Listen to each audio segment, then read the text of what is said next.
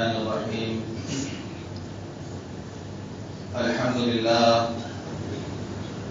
الحمد لله رب العالمين والصلاة والسلام على سيد الأنبياء والمرسلين وخاتم النبيين سيدنا محمد وآله وصحبه أجمعين ومن تبعهم بإحسان ودعا بدعوتهم إلى يوم الدين. أما بعد، عن ابن عباس رضي الله عنهما قال النبي صلى الله عليه وسلم: نعمتان مغبون فيهما كثير من الناس، الصحة والفراغ، أو كما قال عليه الصلاة والسلام. رواه البخاري. اللهم صل على محمد وعلى آل محمد وبارك وسلم. میرے بھائیوں، بزرگوں، دوستوں، ابھی میں نے آپ حضرات کے سامنے صحیح بخاری کی ایک حدیث پڑھی ہے. اس حدیث کے راوی ہیں حضرت عبداللہ ابن عباس رضی اللہ عنہ.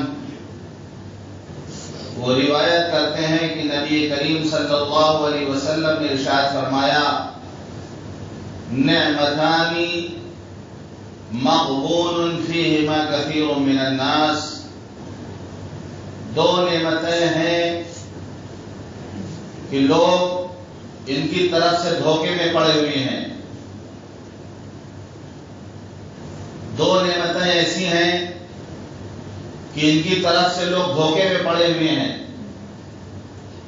الصحت والفراغ، پہلی صحت کی نعمت ہے اور دوسرا فرصت کی نعمت ہے. صحت اور فرصت، یہ دو نعمتیں ایسی ہیں کہ اکثر لوگ دھوکے میں پڑے ہوئے ہیں.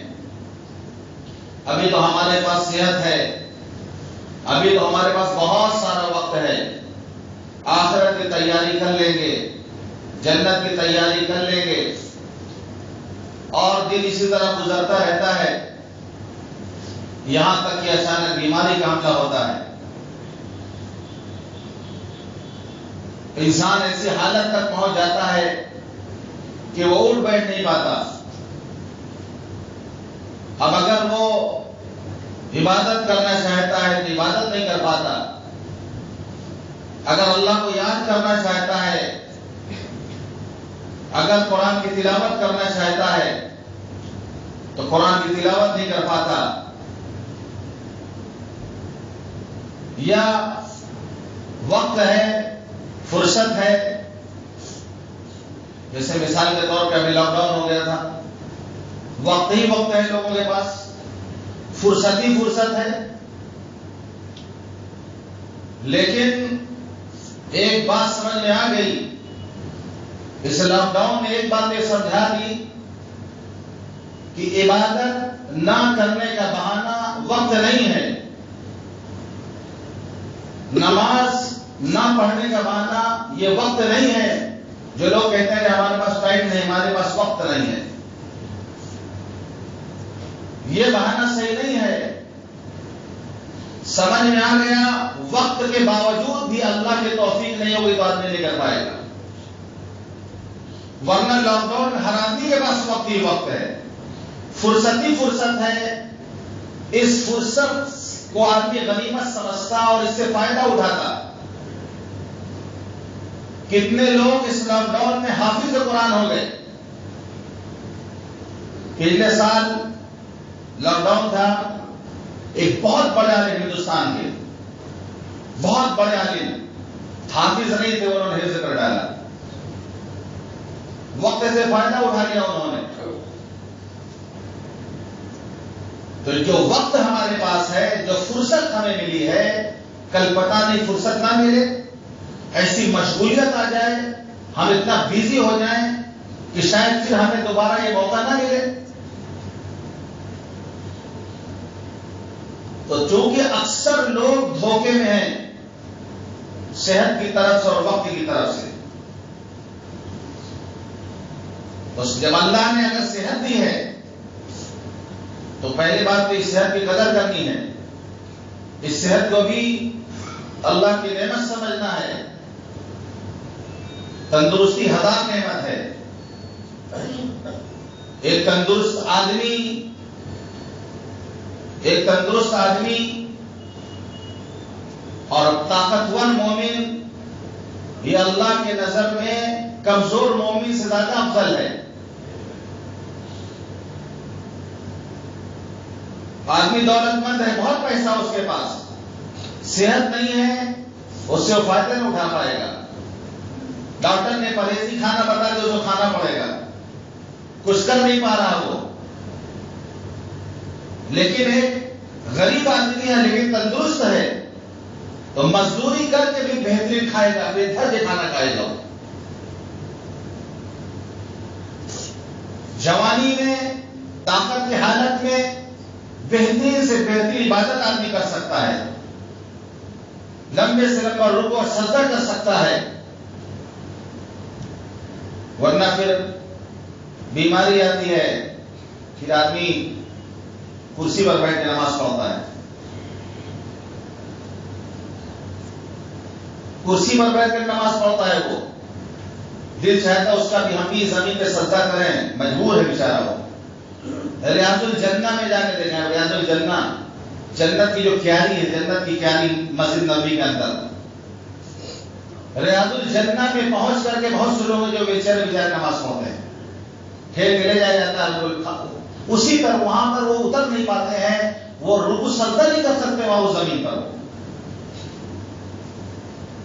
کعبے میں پہنچ گئے، مسجد نبوی میں پہنچ گئے، ایسے معذور ہیں بیچارے، ایسے معذور ہیں کہ اس زمین پہ سجدہ نہیں کر پا رہے۔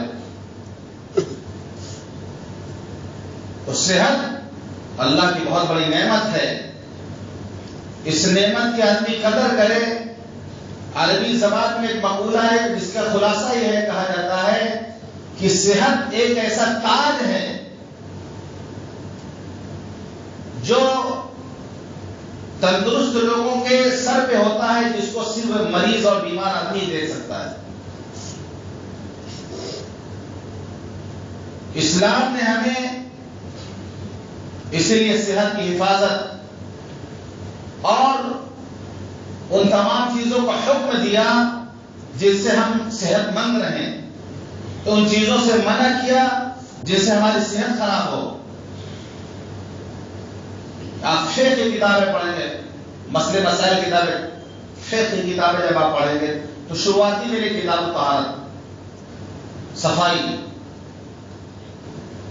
بدن کی صفائی، گھر کی صفائی، کپڑے کی صفائی، ظاہر کی صفائی، باطن کی صفائی،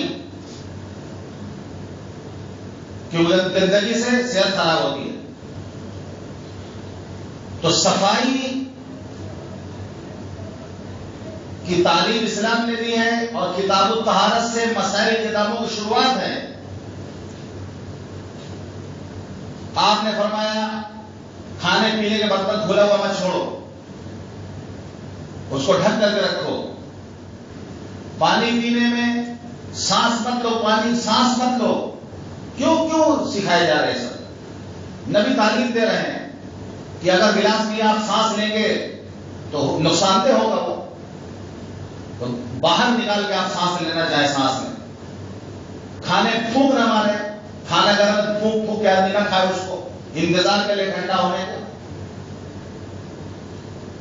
تو ایسے اصول اور ایسی باتیں ہمیں ملتی ہیں جس سے پتہ چلتا ہے کہ اسلام نے ہمیں یہ تعلیم دی کہ ہم اپنی صحت کا خیال رکھیں۔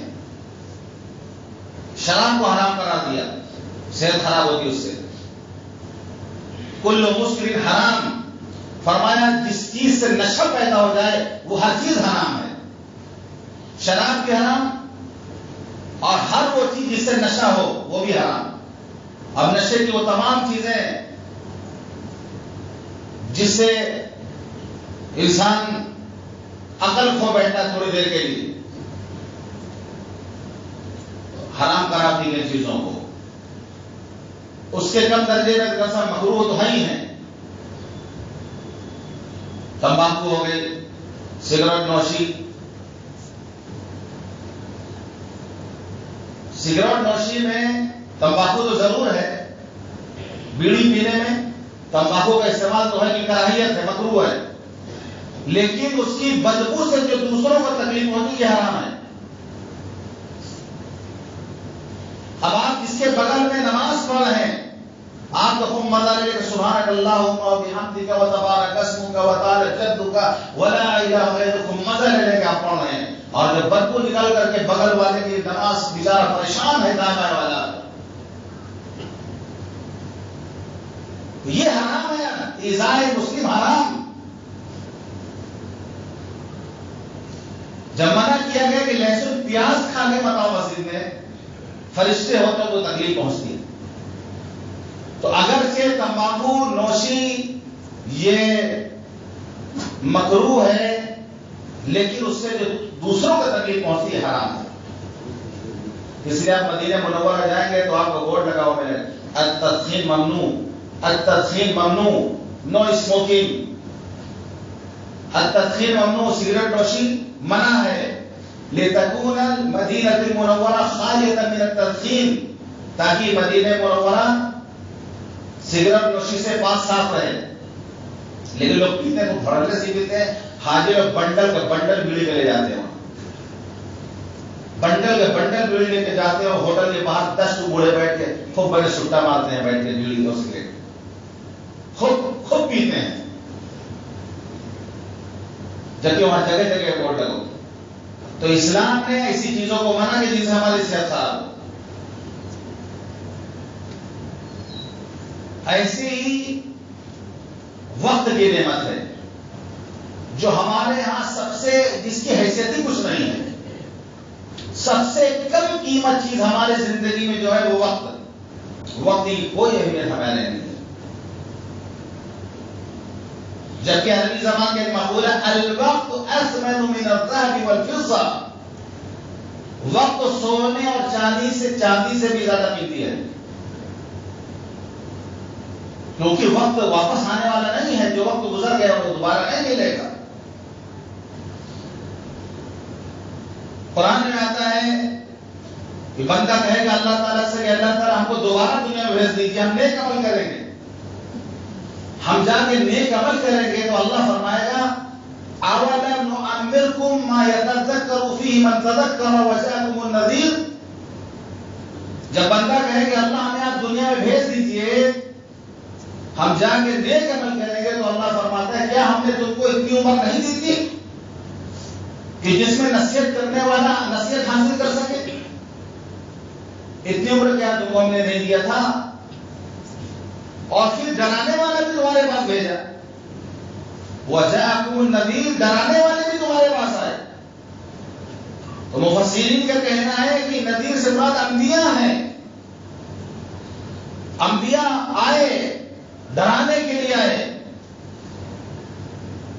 اور سارے انبیاء کے سردار جناب محمد رسول اللہ صلی اللہ علیہ وسلم، اللہ فرماتا ہے انا ارسلناک شاہدا ومبشرا ونذیرا، خوشخبری بھی سنانے والا بنا کے بھیجا، ڈرانے والا بنا کے بھیجا۔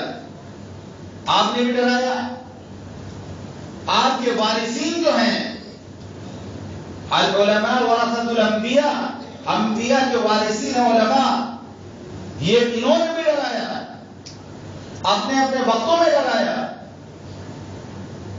بعض مفسرین کا کہنا یہ ہے کہ نذیر سے مراد سفید بال سفید ہو جائیں تو آدمی سدھر جانا چاہیے، جب بال سفید ہونے لگے یہ ہے نذیر، یہ اب ڈرنا چاہیے بندے کو، اب جوانی گئی ہے، ڈر پیدا ہونا چاہیے۔ لیکن دیکھنے میں آتا اللہ اکبر بالکل بوڑھے ہو چکے ہیں، دوسری شادی بھی نہیں ہو سکتی ان کی، اب اس کے باوجود خوب گھسائی کرتے ہیں، پائیں تو جب چمڑا تک چھیڑ ڈالیں۔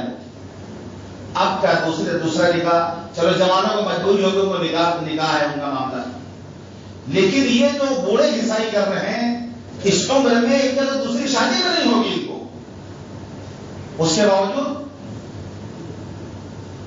سفید بال، یہ ہے سفید بال بال سفید ہونے کے بعد بھی چوکنا ہو جائے بھائی اب نہیں، اب وقت بہت کم بچ گیا ہے، اب آخرت کی تیاری ہمیں کر لینی چاہیے. یہ نذیرات ڈرانے والا آ چکا ہے ہمارے پاس. اسی حدیث پاک میں آتا ہے سب سے بدترین اللہ کی نظر میں وہ شخص ہے جو بڑھاپے بوڑھا ہو کر کے زنا کرے. کیونکہ جوانی میں آدمی سے ہو سکتا ہے غلطی کر سکتا ہے، جذبات سے مغلوب ہو کر غلطی کر سکتا ہے، ایک بوڑھا زنا کرے. اسی لیے کنوارا اگر زنا کرتا ہے اس کی سزا ہے 100 کوڑے مارے جائے، لیکن شادی شدہ ہو کے زنا کرتا ہے اس کو پھر مار ڈالا جائے گا، اتنے پتھر مارے جائیں گے، سنسار کیا جائے گا کہ مر جائے گا.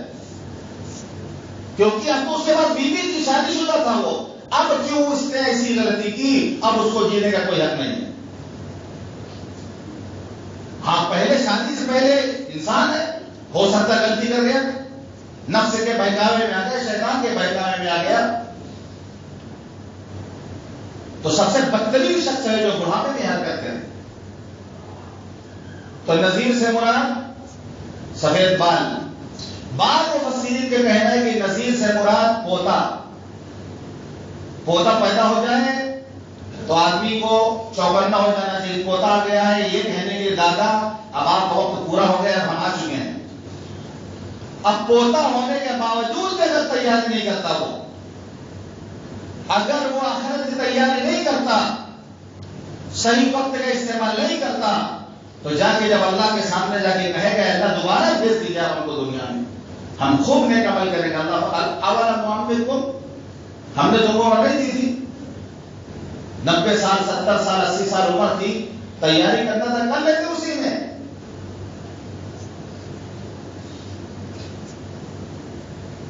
تو اللہ نے جو زندگی دی ہے، یہاں پر کام بھی ہے، دنیا کی حقیقت بھی ہے، ہمیں بھوک بھی لگے گی، بیماری بھی ہوگی، ہمیں پیسے کی ضرورت پڑے گی، ہمیں دواؤں کی ضرورت پڑے گی، یہ دنیا کی حقیقت ہے.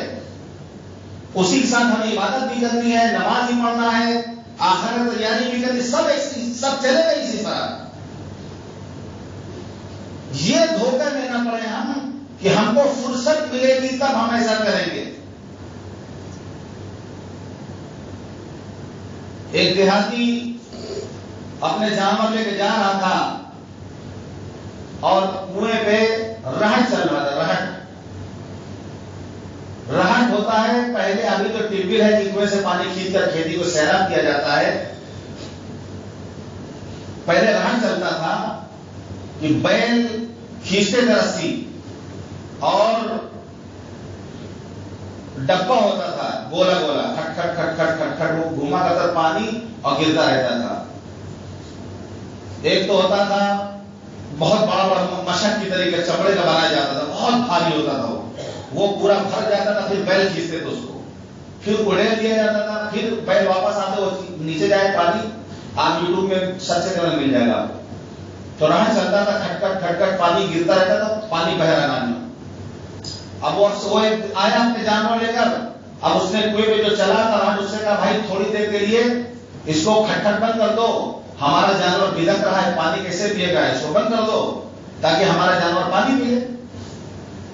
تو کنویں میں بیٹھا شخص سے کہتا ہے اسی کھٹ کھٹ کے ساتھ گٹ گٹ کرو، اسی کھٹ کھٹ کے ساتھ گٹ گٹ کرو، یہ کھٹ کھٹ بند ہو جائے گا تو گٹ گٹ بھی بند ہو جائے گا. یعنی جو کھٹ کھٹ کی آواز آ رہی ہے اسی سے تو پانی نکل رہا ہے. اب اسی کو اگر بند کرنے کے لیے تو یہ بند کر دیں گے تو پھر گٹ گٹ بھی کیسے کرو گے؟ وہ گٹ گٹ جو پانی پیتا ہے آواز نکلتی ہے وہ بھی بند ہو جائے گا. تو زندگی میں اصول بنا لیجئے کہ اسی کھٹ کھٹ پہ گٹ گٹ کرنا ہے، یہ سب لگا رہے گا، اسی میں ہمیں وقت نکالنا ہے. پیسہ بھی کمائیں گے ہم، صدقہ بھی کریں گے ہم، پیسہ بھی کمائیں گے ہم، نماز بھی پڑھیں گے ہم، وقت نکالیں گے اس کے لیے. آخرت تیاری اسی میں کرنا ہے. ورنہ یاد رکھیے یہ حدیث پاک میں آتا ہے کہ حضرت عبداللہ ابن عمر رضی اللہ عنہ ایک مرتبہ تشریف لے جا رہے تھے، قبر کے پاس سے گزرے، سواری سے اتر کر کے 2 رکعت نماز ادا کی. کسی نے پوچھا حضرت یہاں پہ آپ نے نماز ادا کی، کیا کسی بڑے آدمی کی کوئی قبر ہے؟ اور نہیں، میں یہاں سے گزر رہا تھا تو مجھے خیال آیا کہ جو قبر میں جو شخص لیٹا ہوا ہے یہ اگر 2 رکعت نماز پڑھنا چاہے تو نہیں پڑھ سکتا ابھی، لیکن مجھے اللہ نے فرصت دی کہ میں پڑھ سکتا ہوں، اس لیے میں نے اتر کے فوراً 2 رکعت نماز پڑھ لی۔ یہ جو قبر میں لیٹا ہوا ہے یہ چاہ کے بھی نہیں پڑھ سکتا۔ حدیث پاک میں آتا ہے قبر میں چاہے گا بندہ کی نماز پڑھ لے 2 رکعت، لیکن 2 رکعت نماز بھی نہیں پڑھ سکتا وہ۔ یہ سیت صحابہ، لیکن ہمارے پاس مہلت ہے، ہمارے پاس وقت ہے، ہم پڑھ سکتے ہیں 2 رکعت۔ یہ خیال آیا تو میں نے 2 رکعت نماز پڑھ لی۔ ایک مرتبہ بھی سبحان اللہ کہتا ہے تو آدھا پلہ میزان کا آدھا پلہ بھر جاتا ہے، الحمدللہ کہتا ہے پورا پلہ بھر جاتا ہے۔ وقت ہے ہم کہہ سکتے ہیں۔ صاحب قبر جو ہے ایک مرتبہ سبحان اللہ بھی نہیں کہہ سکتا، ایک مرتبہ اللہ اکبر بھی نہیں کہہ سکتا۔ ہم ابھی کہہ سکتے ہیں، لیکن چونکہ ہمارے پاس وقت کی کوئی اہمیت نہیں ہے، کوئی قیمت نہیں ہے، اسی طرح ضائع ہوتا رہتا ہے۔ اور ہمارے بڑے جو ہیں انہوں نے وقت کی قیمت کو پہچانا، ایک ایک لمحے کو ضائع نہیں۔ علامہ ابن حجر اسقلانی رحمۃ اللہ علیہ جو شارح بخاری ہیں، بخاری کی شرح لکھی ہے، شارح بخاری ہیں، زندگی بڑی مشغولیت تھی ان کی، حدیث پڑھنا پڑھانا لکھنا یہ کام تھا ان کا۔ اس کے باوجود ان کے بارے میں آتا ہے کہ جب حدیث لکھتے تھے وہ، تو حدیث لکھنا خود عبادت ہے، خود نیکی ہے کہ آدمی مشغول ہے تو اسے ثواب ملتا رہے گا۔ حدیث لکھتے لکھتے جب قلم کا نوک خراب ہو جاتا تھا، اس کے قد کو بنانے کے لیے رک کر کے جب وہ قد بناتے تھے، اس کا چاقو سے قد بناتے تھے، اتنی دیر وہ سبحان اللہ والحمدللہ ولا الہ الا اللہ واللہ پڑھتے رہتے تھے۔ جتنی دیر وہ قد بنانے میں لگتا تھا اس میں بھی وہ ذکر کرتے رہتے تھے، ورنہ وہ سوچتے کہ ہم تو اتنا بڑا کام کر رہے ہیں حدیث کا۔ بخاری شریف کی شرح بھی ڈالی انہوں نے، اب اس کی کیا ضرورت ہمیں؟ سبحان اللہ الحمدللہ پڑھنے کی کیا ضرورت ہمیں؟ لیکن نہیں، ایک سیکنڈ کو انہوں نے غنیمت جانا۔ ہم لوگ سوچتے ہیں نماز تو پڑھ کے ہی نہیں ہے، نماز تو پڑھتے ہی اور کیا چاہیے بھائی۔ ہمارے یہاں ایک صاحب عصر کی نماز پڑھ کر گھر گئے، جماعت کے ساتھ ہی پہنچ گئے گھر کے دروازے پر، ہمارے محلے کی بات ہے، اب باہر نکل کہہ رہے ابھی تو نماز پڑھے چلے آ رہے ہیں، پھر ہمارے پاس چلے تم لوگ، ارے ہم جو نماز نکل تو اس کے بعد جاؤ۔ اب دماغ میں بیٹھے ہو ہم تو نماز پڑھ ہی رہے ہیں، ہم کو کیا ضرورت ہے دین کی بات سننے کی؟ تو ہم لوگوں کا معاملہ یہی ہے کہ ہم لوگ کیونکہ نماز پڑھ رہے ہیں اور کیا چاہیے؟ باقی وقت ضائع ہمارا ہو رہا، فالتو چیزوں میں وقت ہمارا ضائع ہو رہا۔ وقت بہت قیمتی چیز ہے، اس کو جو استعمال کرے گا، یہ وقت ربڑ کی طریقے سے جو جتنا بڑھا لے، جتنا کھینچے گا اتنا وقت بڑھے گا، اور جو کسی کام میں اس کا وقت بھی نہیں ہے۔ ہمیشہ یاد رکھیے، جو کہتا ہے کسی کو کہ ہمارا وقت نہیں، جو کسی کام میں نہیں وہ سارا دن گھومتا ہے، وہ وہی کہے کہ ہمارا وقت نہیں ہے، اور صحیح بات بیچارہ گھوم رہا سب وقت کہاں ہے، صاحب کہے کہ ہمارے پاس وقت نہیں ہے۔ تو جو اللہ نے موقع دیا ہے اس کو غنیمت جاننا ہے۔ کال کرو سو آج کرو سو اب، کل جو کرنا ہے وہ آج کرو، آج جو کرنا ہے وہ ابھی کرو، کیونکہ جو کام کل پہ ٹال دیا گیا وہ ہمیشہ سے ٹل گیا، جو ہونا ہوتا ہے وقت پہ ہو جاتا ہے۔ جو کہہ دیا کہ کل کریں گے تو جس کام کو آپ ٹال دیں گے وہ ٹلتا ہی رہتا ہے، جو ٹرین لیٹ ہو جاتی ہے اس کو لیٹ اور کر دیا جاتا ہے اس کو، کیونکہ وہ دوسری ٹرینیں جو ٹائم پہ ان کو آگے بڑھایا جائے گا، اب وہ بیچاری وہ تو لیٹ پہلے ہی سے ہے، تو نئے نئے کام آتا رہے گا، آدمی اس کو آگے کرتا رہتا ہے، جو ٹل گیا تو ٹل گیا۔ تو یہ دو نعمتیں جو ہمیں اللہ نے دی ہے، الصحت والفراغ، صحت اور تندرستی کی نعمت اللہ نے دی ہے ہمارے پاس، ہم اس سے فائدہ اٹھا لیں، اس سے پہلے کہ ہم بیماری آ جائے، اس سے پہلے کہ ہم بیمار پڑ جائیں، ہے ہمارے پاس یہ نعمت۔ والفراغ، فرصت ہے ہمارے پاس، ابھی فرصت، جو بھی فرصت ہے ہمارے پاس ہم اس سے فائدہ اٹھا لیں، اللہ کی نعمت ان کو سمجھیں، وقت کی قیمت کو ہم سمجھیں، اس سے ہم فائدہ اٹھا لیں تو ہم اس دھوکے سے انشاءاللہ نکل سکتے ہیں۔ اللہ تعالیٰ ہم سب کو کہنے اور سنانے کی توفیق عطا فرمائے۔ وآخر دعوانا الحمدللہ رب العالمین۔